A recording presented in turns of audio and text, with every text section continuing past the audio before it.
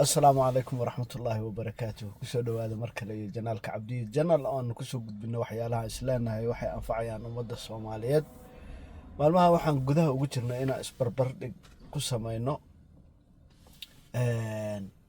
wadamada Kenya iyo Masar dad badan ayaa qalad ii fahmay oo waxay u maleeyaan inaan anigu leeyahay Masar ha loo soo guuro oo Kenya ha laga soo guuro bay fahmeen laakiinse aniga ujeedadaydu sidaas ma aha ujeedadaydu waxa weeyaan inaan isbarbar dhig ku sameeyo labada wadan maadaama aan labada wadanba tagay labada wadanba guryahooda arkay labada wadanba dadkooda arkay labada wadanba maciishadooda aan isbarbar dhig ku sameeyay inaan idiin soo bandhigo khibradda aan hayo kadibna adigu go'aanka gaadhid maanta waxaan rabaa inaan kuu soo gudbiyo 5 shay oo ay Masar Kenya kaga fiican tahay dalka Masar kow tirso maalin dhaweyt waxaad igu eedeyseen in ma garanaysa aan 5 waxyaalood sheegin laakiin waan sheegay 5 waxyaaloodba waan sheegay videoga hadda inta kow aad fiiriso aad dhamaysan de waxba ma ka faa'iideysid sida la algeed videoga bilow ilaa dhamaad dhageyso teeda kale haddaad like garaysay subscribe garee anaku lacag meeshan kama helno waxba kama helno dadkaas ummadaasaan rabnaa inay gaadho akhbaartu say u gaadhana waxa waaye like iyo subscribe soo batoonka taabo subscribe garee waana mahadsantiin kow waxa weeyaan Kenya markaad degan tahay ama qurbaha aad ka timaado ama Soomaaliya aad ka timaado waxaad dareemaysaa inaad wali dalkii joogto haddaad qurbaha ka timidna waxaad dareemaysaa dalkii inaad joogto Soomaaliya sababtoo ah waa wadan u dhow wadankeeni ummad badan oo Soomaaliyana ay ku nooshahay wax walba tafsiilaad ah oo aad ka heli lahayd dalka Soomaaliyana waad ka helaysaa oo way yaalaan ma fahantay sidoo kale aniga caanaha geel iyo hilibka geelaan jeclahay hilibka geel iyo caanaha geela na abundance bay u yaalaan dalka Kenya cuntadii Soomaaliga ahayd baad ka helaysaa hal maqaaxib ma aha laba ma aha saddex ma afar halka ina u safarto weeyaan maqaaxiyo way jirjiraan laakiin de maqaaxiyaha sida Islii kale ama Kenya oo kale ma gaarayaan aad bay ma garanaysaa top notch u yihiin ilaa ay ka gaareen inay expanding sameeyaan oo wadamada dariska ay tagaan ama ay ka soo farcameenba sida CJS oo kale oo aad loo amaano so markii aad tagto dalka Kenya waxaad joogtaa dalka Soomaaliya waa waxay uga fiican tahay Kenya Masar uga fiican tahay Masar waxaad dareemaysaa inaad qurba joogtaa boring baad dareemaysaa adiga dhan ma fahantay markaad timaado reerka u timaado macnaha activity badan ma jirto laakiin Kenya you are very busy macnaha all the time waa kan koowaad number 1 number 2 Kenya waxay Masar kaga fiican tahay Masar waxa weeye waa cunaysaa waa cabaysaa waa seexanaysaa waa intaas cab soo tooseexo cab soo tooseexo ma fahantay wax ka baxa ma ahe wax ku soo galayana male waa tan labaad Kenya haddii aad tahay qof hal abuur leh hadduu odayga banaanka jiro ama odayga Soomaaliya joogo oo reerka joogo gabadhu biilkii bay ku bilaabi kartaa maca ganacsi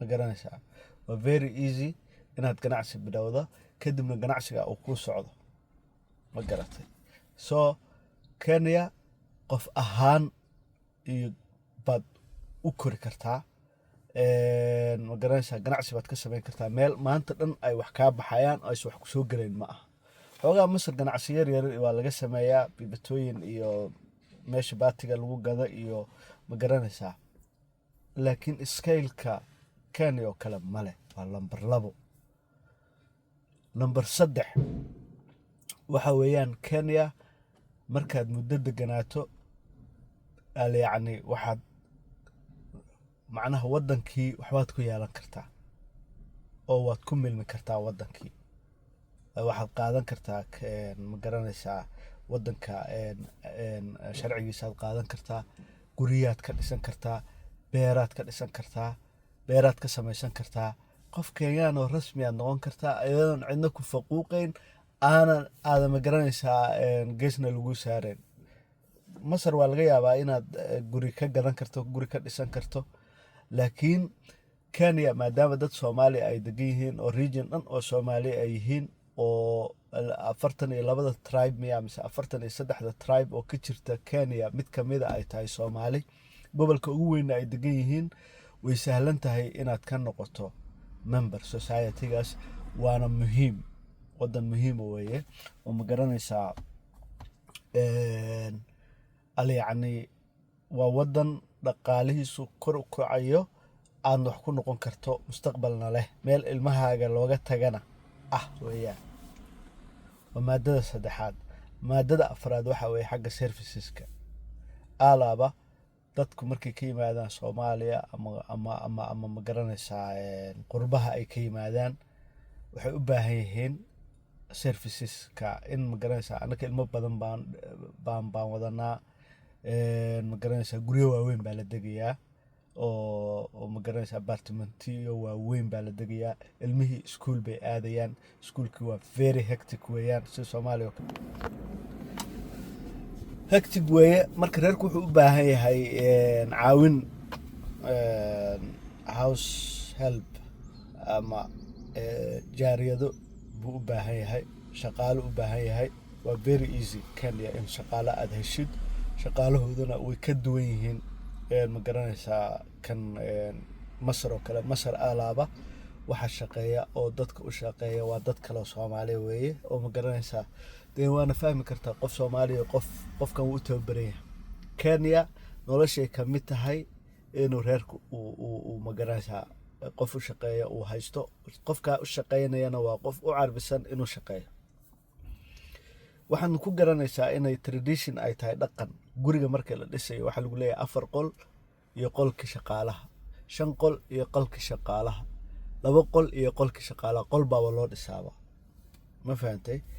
yacni qaalina ma ahan, oo waa lacag yaroo iska raqiisa weeyaan. marka dhinaca kale serviceka kale sida tuushinka macalimiinta oo kale, ma garanaysaa waxaa laga yaabaa inaad maado walbaba aad u qabsan karto macalin, oo aad ma garanaysaa ay macnaha aysan lacag badan ahayn maadaama dadkii ay wax barteen. waa tan afraad waaye. tan shanaadna waxa weeyaan dhinaca waxbarashada. halkan muran baa ka jira.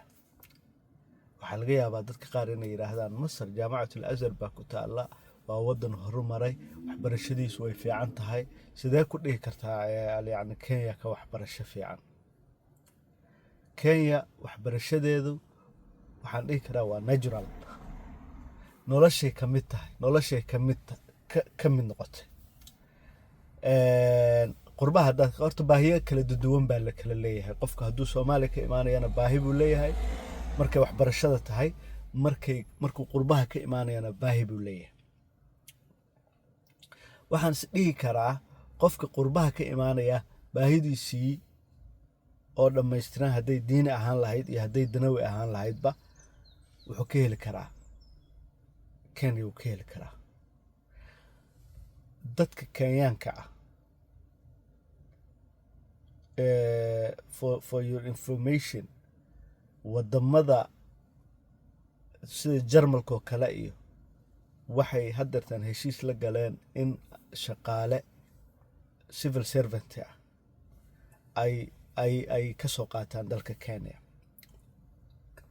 jarmalku wuxuu qaabilay the last 3 years 2 milyan miya mise 3 milyan oo qof oo caalamka ka kala timid buu qaabilay. saasoo ay tahay, dadkaas ma aha the right workers ama shaqaalihii loo baahnaa oo wadanku u baahnaa ma aha. sidaa la aligeed waxay ku qasbanaadeen inay shaqaalo bannaanka ka keenaan. kenya tageen. way bay u tageen. waxay u tageen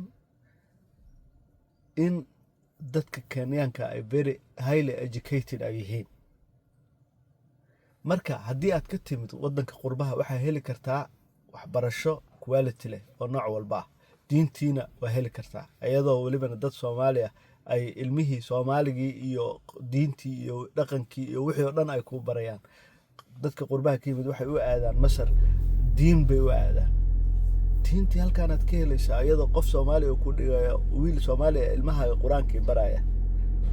Soomaalidana waxaa la yiraahdaa Soomaaliya waxaa la yiraahdaa بلد المليون الإبل ومليون القارئ وودنكي هلك مليون أو حافظ كها قارئ قرآن كيقاني أو يجيله لبدا شيء أمام كلهم سومالي ده مركا هذا سومالي كتي منا هذا سومالي المهكي هذا أو دكسي سركب حي وحلو عليها الله وحي قانان ماله. كينيا habarta maama imboga ay dhahaan oo suuqa ku gadaysa qudradda. She's highly educated weeyaan. soo shanta waxyaalood ay kaga fiican tahay Kenya dalka Masar. haddii aad isleedahay videogan waxbaad ka faa'iiday ama qof baa wax ka faa'iidi doona fadlan like-ta iyo share-ta iyo subscribe-ta basaar aad baa mahadsan.